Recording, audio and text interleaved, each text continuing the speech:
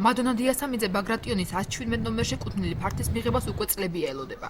ოჯახმა ფართის შესაძენად მშენებლობის დაწყებისთანავე 16,000 გადაიხადა, თუმცა ბინაში შესვლას დღემდე ვერ ახერხებს.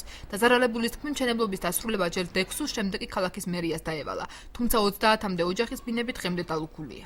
16,800 გვაქვს გადახდილი. რამდენი წელია უკვე ეს 4-5 წელი. არანაირი უფლება არ გვაქვს, არც ორდენი, არც რეესტრი, როგორ დავიწყებთ, არ გვაქვს, ჩვენი მისამართები სწორედ არ არის რომელი. ველოდებით, ყველანაირად შევთანხმდით მერიამ, ცენტრპოინტმა, ყველამ შეთანხმდნენ.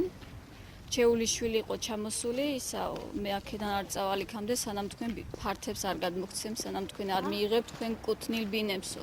აჭარის პროკურატურაში აცხადებენ, რომ საქმესთან დაკავშირებით გამოძიება კვლავ მიმდინარეობს. გიორგი თორდიას თქმით, მხარეებისათვის შეთავაზებული იქნა ზარალის ნებაყოფლობით ანაზღაურება, რომლის შემდეგაც ცენტრპოინტი საკუთრებაში არსებულ კომერციულ ფართს ქალაქის მერია საცხოვრებელ ბინებში გაუცვლის. საგამოძიებო ნაწილში მიმდინარეობს გამოძიება. ჩვენს მიერ გახსნილი იქნა აღნიშნული დანაშაული და პასუხისგებაში მიეცა ცენტრპოინტის აჭარის ფილიალის დირექტორი, რომელიც ხილებული იქნა ჯგუფურ დანაშაულში, ჯგუფურ თაღლითობაში. ამ ეტაპზე ხდება მოლაპარაკება ცენტრპოინტსა და ქალაქ ბათუმის მერიას შორის, რომ ჩანაცვლებული იყოს საცხოვრებელი და კომერციული ფართი, რითაც დაკმაყოფილდება ზემოაღნიშნული დაზარალებული. ცენტრპოინტის იურისტი ადასტურებს, რომ ისინი მორიგების აქტზე მუშაობენ და აცხადებენ, რომ მოსახლეობა კუთვნილ ბინებს მიიღებს.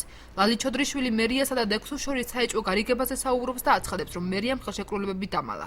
ფაქტობრივად ხელმოწერამდეა მიყვანილი ფაქტობრივი გარემოებები შეთანხმებულია მხარეებს შორის და ფაქტობრივად ბუნებრივია მიიღონ ამ ხალხის ბინები. მერიას ჰქონდა ზუსტად ამას შევიდით, რომ მერიამ ფაქტობრივად დამალვა. ანუ იმორიგების ადების დროს დამალა, რომ ხალხი კრედიტორებს ჩვენ ფიქსოთ საეჭვო გარიგება იყო დექსუსის და მერიის. ბათუმის მერიაში ბრალდებას სიცრუეს უწოდებენ. რამაც მამულაძის თქმით, მოლაპარაკება მოსახლეობის ინტერესების დაცვის მიზნით განახლდა. არავითარი ხელშეკრულება თქვა ქალაქ ბათუმის მერიას არ დაუმალია. ერთადერთი არის, რომ ცენტრპოინტი ჯგუფი იყო ვალდებული როგორც ქალაქ ბათუმის მერიის წინაშე, ისე იმ ხალხის წინაშე. ამ შემთხვევაში ქალაქ ბათუმის მერიის მიმართ ვალდებულება შესრულდა. იმ ხალხის წინაშეც ვალდებულება ჰქონდათ მათ შესასრულებელი, შესაბამისად მათ დაარღვიეს იმ ხალხის წინაშე ვალდებულება და არა ქალაქ ბათუმის მერიას. ამ შემთხვევაში ქალაქ ბათუმის მერია ფაქტიურად იჩენს კეთილნებას, რომ ქალაქის მოსახლეობა არ დაზარალდეს. იმ შემთხვევაში, თუ მოსახლეობას ზარალი არ აუნაზღაურდება, ქალაქის პროკურატურა საქმეს განსახილველად საქალაქო სასამართლოს გადასცემს.